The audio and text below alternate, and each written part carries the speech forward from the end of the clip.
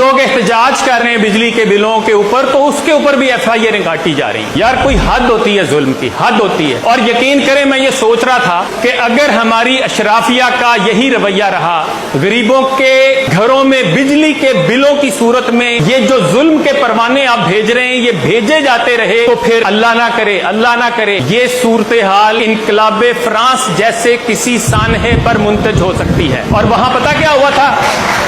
سن لیں ذرا. ول ڈیورنٹ مشہور مورخ اور فلسفی اپنی کتاب ہیروز آف ہسٹری میں لکھتا ہے کہ ملکہ جو فرانس کی تھی, میری اینٹوائنٹ جین, پیرس سے 23 میل دور خوبصورت محل میں وہ رہتی تھی, اور اس نے غریبوں کا مذاق اڑاتے ہوئے طنزیہ ایک جملہ یہ کہا تھا کہ اگر ان کو روٹی نہیں ملتی تو یہ کیک کیوں نہیں کھا لیتے. اور اس کے بعد جب ہجوم بپھرا تو اس ملکہ اور اس کے شوہر لوئی کو پکڑا گیا, انہی کی گاڑی میں بٹھا کر گلوٹین تک لایا گیا. گلوٹین کس کو کہتے ہیں جانتے ہیں؟ وہ جو ایک چھرا آتا ہے اوپر سے چرخیوں پہ گھومتا ہوا اور نیچے آ کے گردن کو کاٹ کے رکھ دیتا ہے, اس کو گلوٹین کہتے ہیں. وہاں لایا گیا اور اس کے سامنے اس کے شوہر لوئی کو پہلے اس کا سر تن سے جدا کیا گیا. ملکہ کے ساتھ اس کے اس جملے کی وجہ سے اتنا غبار تھا لوگوں کے اندر کہ اس کو مجبور کیا گیا کہ وہ اپنے کپڑے اپنے پہرے داروں کے سامنے تبدیل کرے. وہ ماتمی لباس پہننا چاہتی تھی, اسے اس کی اجازت نہیں دی گئی. اس کے ہاتھ پیچھے باندھے گئے,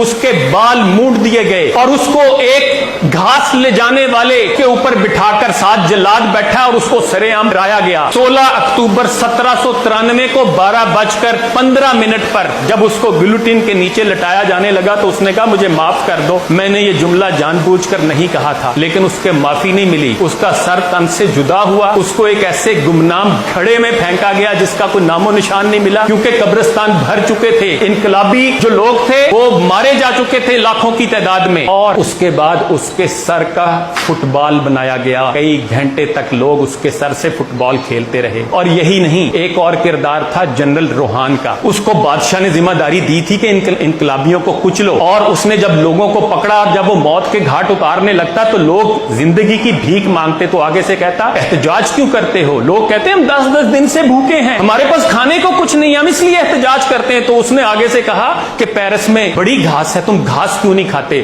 اسی جرنیل کو گلوٹین کے پاس کھڑا کر کے گھاس کھانے پہ مجبور کیا گیا, اور پھر اس کے منہ میں گھاس ٹھونس دی گئی, اور اس کے بعد اس کو گلوٹین پہ لٹا کے اس کا سر بھی تن سے جدا کر دیا گیا. میں میسج دیتا ہوں پاکستان کی اشرافیہ کو کہ خدارہ بس کر دیں, خدارہ بس کر دیں, اس عوام کا اتنا امتحان نہ لیں.